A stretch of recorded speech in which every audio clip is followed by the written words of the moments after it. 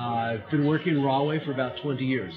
The first thing I worked on was a project called Park Square, which was one of the very first redevelopment projects in Rahway in the modern era. Modern era to me is pretty much post the year 2000. Rahway, like many towns in New Jersey, had suffered a decline in its downtown central core area over a period beginning from the 1960s.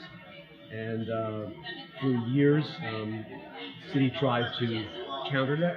And finally, around the year 2000, the city succeeded after a number of pump priming projects that they undertook, such as rebuilding their train stations to help New Jersey Transit, made themselves sufficiently attractive to the development community, which was looking at other places. Hard to understand in hindsight, but developers finally took an interest in Rahway. It took one or two projects getting built.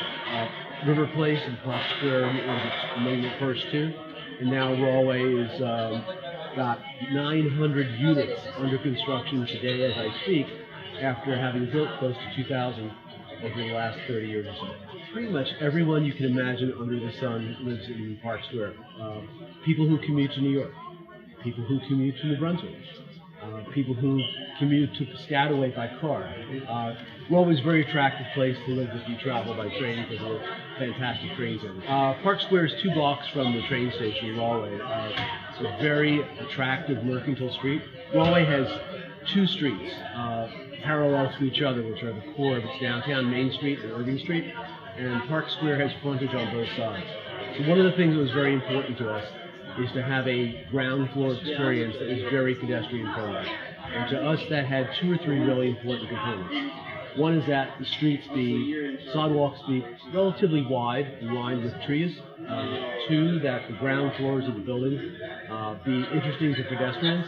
On Irving Street, that meant there's continuous retail storefront windows along the 300-foot stretch of Irving Street. Another element meant to make cars as invisible as possible in the following sense. The entire block, Park Square occupies an entire 2.5-acre block, and almost all of the curb frontage is lined with parking meters, so people can see parking spots. But for the people who live there, they park in a parking garage, which is under the building. One building has parking at grade and 3 floors of housing on top. The other building has 2 parking levels, one at grade, one below grade, and on top of those parking levels is 4 floors. Financing is actually pretty straightforward. Landmark, which I'm a partner, is old school. It's pretty unleveraged, and so Landmark put a bunch of its own money into the project, and then the finance was provided by a bank. Conventional kind of relationship. I'm working on a bunch of things. One I can't tell you about yet. I'm still very active in Rahway. After Park Square was built, I found myself approached by other developers who had seen Park Square and were interested in projects like that. And I was approached to, people knew I was a licensed architect and planner. I was approached to be an architect. And I said, oh gosh, I can't do that. That's my secret sauce. You know, I'm a developer primarily, and I design projects for my partners and me to build. But I was remarkably stupid and didn't realize that in addition to being paid a great compliment, I was being short-sighted.